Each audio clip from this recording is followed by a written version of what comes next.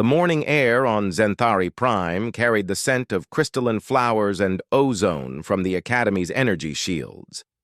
Maya Chen adjusted her plain gray scarf, making sure it covered the base of her neck completely.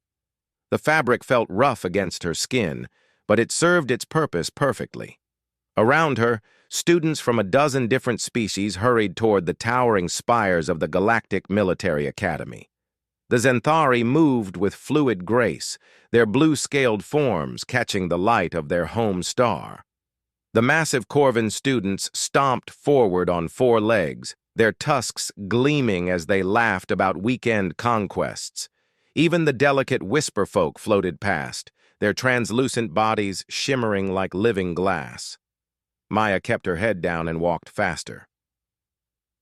Being the only human at the Academy was hard enough without drawing extra attention to herself.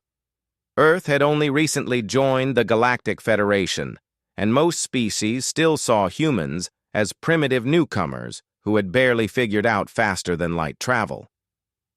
"Look, it's the pet monkey," a voice called out behind her. Maya's shoulders tensed, but she didn't turn around. She recognized the speaker as Vextar, a Zenthari noble whose family controlled 3 star systems. His cronies always followed him everywhere, eager to laugh at his jokes no matter how cruel they were. "I heard humans still eat dead animals," another voice added. This one belonged to Kylara, a whisper folk whose family owned the largest shipping company in the Outer Rim. "How disgusting! My father says they should have been left to destroy their own planet," Vextar continued, his scaled feet clicking on the pathway as he caught up to Maya. "The Federation made a mistake accepting such a backward species." Maya's hands clenched into fists, but she forced herself to keep walking. Getting into a fight on her first week would only prove their point about humans being violent and uncontrolled. She had worked too hard to get here to throw it all away because of some bullies. The Academy's main hall was a marvel of engineering, with floating platforms that carried students to different levels and holographic displays showing the latest news from across the galaxy. Maya found her usual spot in the back corner of Professor Thyron's strategic warfare class, hoping to blend in with the shadows. Professor Thyron was a respected Corthan, one of the reptilian species known for their tactical brilliance. His yellow eyes swept across the classroom as students settled into their seats.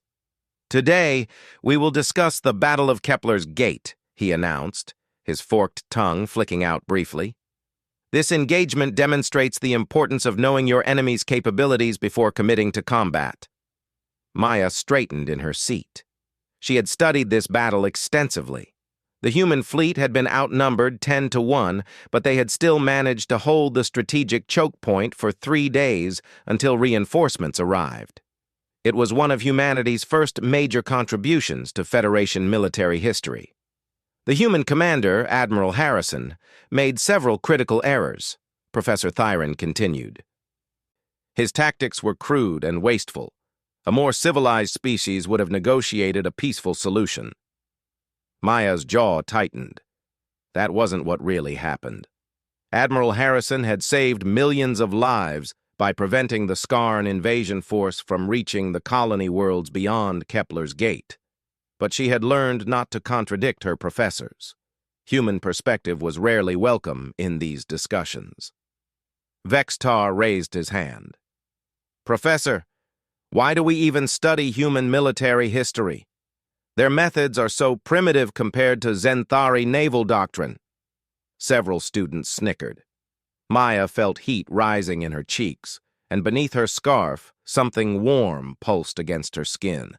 She quickly pulled the fabric tighter around her neck. "An interesting question," Professor Thyron replied.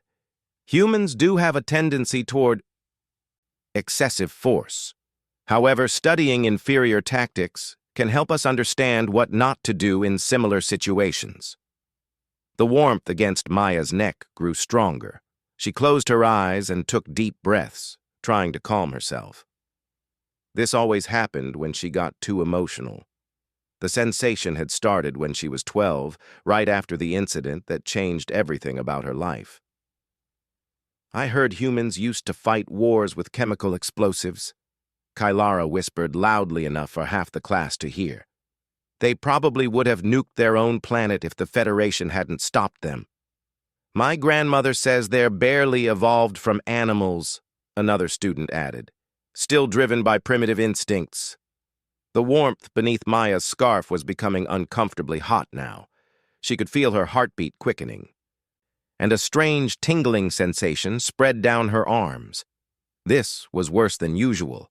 She needed to get out of here before something embarrassing happened. Maya stood up abruptly, her chair scraping against the floor. Every eye in the classroom turned to her, and she felt her face burning with embarrassment. "Excuse me," she mumbled, gathering her things. "I don't feel well." Professor Thyron's yellow eyes narrowed. "Ms. Chen, we are in the middle of an important lesson.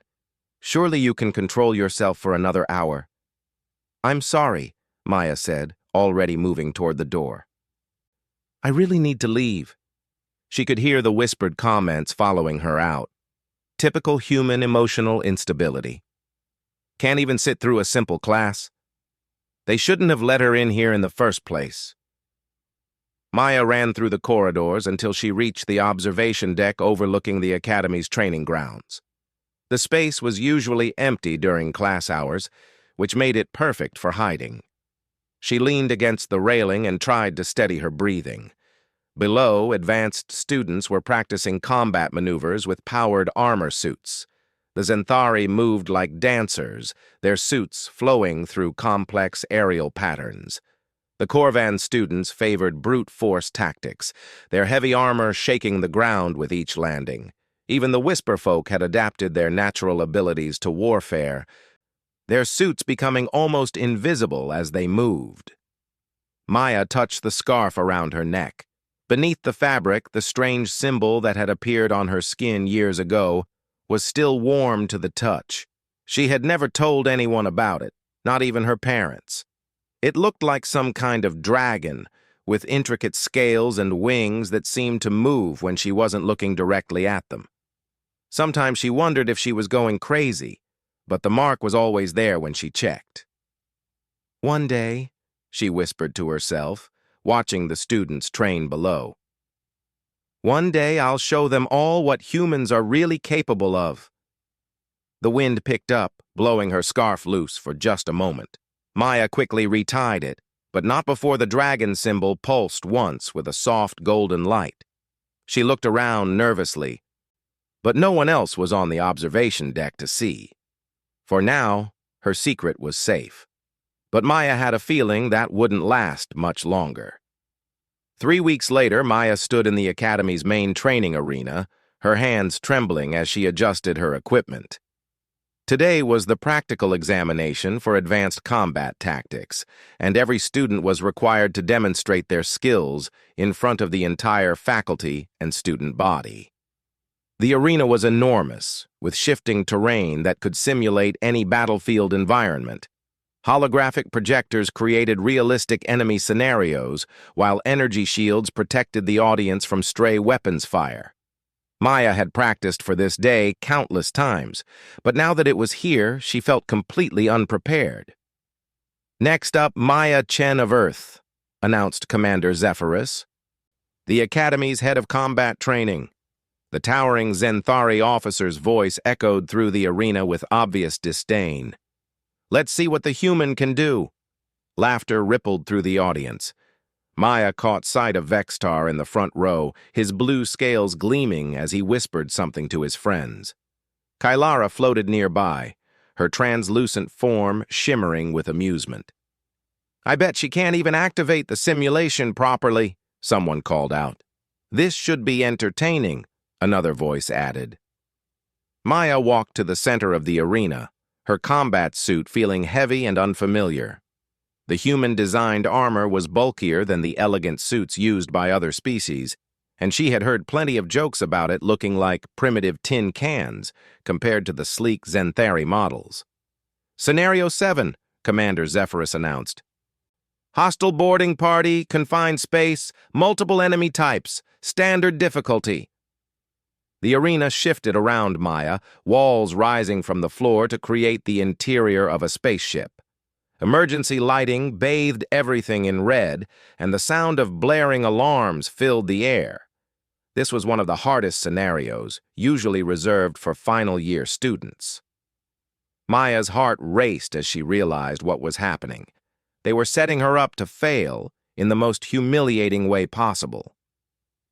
Scenario 7 was notorious for requiring perfect coordination between movement, weapons, and tactical thinking. Even experienced students struggled with it. The first wave of holographic enemies appeared, Skarn warriors, their insectoid forms clicking and chittering as they advanced down the narrow corridor. Maya raised her plasma rifle and opened fire, but her shots went wide. The recoil was stronger than she remembered, and the confined space made movement difficult. Laughter erupted from the audience as Maya stumbled, barely dodging the return fire from the hollow enemies. Her face burned with embarrassment, and beneath her scarf, the dragon symbol began to pulse with heat. "Pathetic," she heard Vextar comment loudly. "Humans have no business in combat roles." More enemies appeared, surrounding Maya from multiple directions. She tried to take cover behind a damaged bulkhead, but her movements were too slow. Energy blasts struck her armor, and the suit's damage indicators began flashing warnings.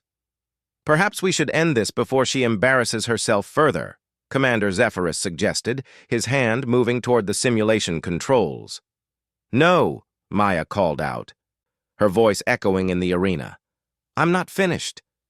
She forced herself to focus, remembering her father's training from when she was young. Before he had disappeared on that classified mission, before everything changed, he had taught her that humans had advantages other species didn't understand. They just had to stop trying to fight like aliens and start fighting like humans. Maya dropped to one knee and switched her rifle to rapid-fire mode. Instead of trying to match the precise, elegant movements of Zenthari combat doctrine, she let her instincts take over. She moved aggressively, using the cramped environment to her advantage, forcing the hollow enemies into choke points where their superior numbers meant nothing. The dragon mark beneath her scarf grew warmer, and something strange happened. Maya's reflexes seemed to sharpen, her aim becoming deadly accurate. She could sense the enemies before they appeared, as if some ancient instinct was guiding her movements. But it wasn't enough. The scenario was designed for failure, and more enemies kept appearing faster than she could eliminate them. Energy blasts struck her armor repeatedly, and her shield indicators dropped into the critical range. "Stop the simulation," Commander Zephyrus ordered. "The human has failed." "I said I'm not finished," Maya shouted, spinning to face a new group of enemies that had appeared behind her. The dragon mark was burning now, so hot that it felt like a brand against her skin. Maya's vision flickered, and for a moment she thought she saw something impossible, golden light bleeding through the fabric of her scarf. Vextar noticed it too. "What's that light?" he called out, pointing at Maya. Other students began murmuring, craning their necks to see what he was talking about. Commander Zephyrus narrowed his eyes, focusing on the strange glow emanating from beneath Maya's collar. Maya tried to ignore the growing sensation, but it was becoming impossible. The heat was spreading down her arms and across her chest, and she could feel power building inside her like a dam about to burst. This had never happened before, not this intensely. "End simulation now," she gasped, but Commander Zephyrus seemed frozen, staring at the increasingly bright light beneath her scarf. The final wave of enemies appeared, a massive Skarn queen, towering over Maya with razor-sharp claws and chittering mandibles. In the real battle, this scenario was based on, it had taken an entire squad of elite Marines to bring down one of these creatures. The Hollow Queen lunged forward, its claws reaching for Maya's head. She raised her rifle, knowing it wouldn't be enough, knowing she was about to fail in front of everyone. Then the dragon emblem exploded with golden fire. The light burst through her scarf, tearing the fabric apart and revealing the intricate symbol that covered most of her neck and shoulder. But it wasn't just a tattoo anymore. It was alive, writhing with energy that made the air itself shimmer. The dragon's eyes blazed like miniature suns, and its wings seemed to spread beyond the boundaries of Maya's skin. Power flooded through Maya's body. Her rifle discharged with a beam of pure golden energy that didn't just destroy the Hollow Queen. It obliterated every enemy in the simulation and burned through the arena's reinforced walls. Alarms began blaring as emergency systems activated, trying to contain the unexpected energy discharge. Maya stood in the center of the destroyed simulation, her armor glowing with residual energy from the dragon mark. The symbol was clearly visible now, covering her neck and shoulder in scales of living gold. Her eyes had changed, too, becoming flecked with the same golden light that pulsed through the dragon. The arena was completely silent. Every student, every professor, every observer stared at Maya in shocked disbelief. Commander Zephyrus had gone pale, his scaled hands trembling as he reached for his communicator. "Impossible," Professor Thyron whispered from his seat in the faculty section. "That marking, I've seen it before, in the ancient texts." Vextar's expression had changed from mockery to something approaching fear. "What is she?" he breathed. Maya looked down at her hands, watching golden energy crackle between her fingers. The power was intoxicating, but also terrifying. She had no idea how to control it or what it meant. All she knew was that her secret was finally out, and nothing would ever be the same. She started to say, but her voice came out wrong, carrying harmonics that made the arena's crystalline walls ring like bells. Before anyone could respond, the main doors burst open, and a squad of Federation security officers stormed in, their weapons drawn. Behind them walked a figure Maya recognized from history books. Admiral Sarah Cross, the legendary human commander who had mysteriously vanished 15 years ago. The Admiral's eyes locked onto Maya's, and her weathered face broke into a smile that was equal parts relief and anticipation. "Hello, Maya," Admiral Cross said, her voice carrying clearly across the silent arena. "We've been looking for you for a very long time." The dragon emblem pulsed once more, its light reflecting in the Admiral's eyes, and Maya realized that her real education was just about to begin. The security lockdown lasted 3 hours. Maya sat in the Academy's medical bay while alien doctors ran scan after scan, their instruments beeping frantically as they tried to understand what they were seeing. The dragon emblem had finally stopped glowing, but it remained clearly visible on her neck and shoulder, its intricate details seeming to shift when no one was looking directly at it. Admiral Cross sat across from her, no longer the mysterious figure from history books, but a real person with kind eyes and graying hair. She wore a simple black uniform with no insignia, but her presence commanded respect from everyone in the room. "Your father was my best friend," the Admiral said quietly, breaking the silence that had stretched between them. "Commander David Chen. He died protecting something very important, and we've been watching over you ever since." Maya looked up from her hands. "He died on a classified mission. That's all anyone ever told me." "The mission was to hide you," Admiral Cross replied. "To keep you safe until you were old enough to understand what you really are." Dr. Zareth, the Academy's head medical officer, approached with his latest scan results. The spider-like arachnoid's multiple eyes were wide with disbelief as he studied the readings. "This is unprecedented," he clicked in his translator. "The neural pathways in her brain show patterns I've never seen before, and the energy readings from that marking, they're off the charts." Admiral Cross nodded grimly. "Doctor, I need you to clear the room. What I'm about to tell Maya is classified beyond your security level." After the medical staff reluctantly left, Admiral Cross activated a privacy field around their corner of the medical bay.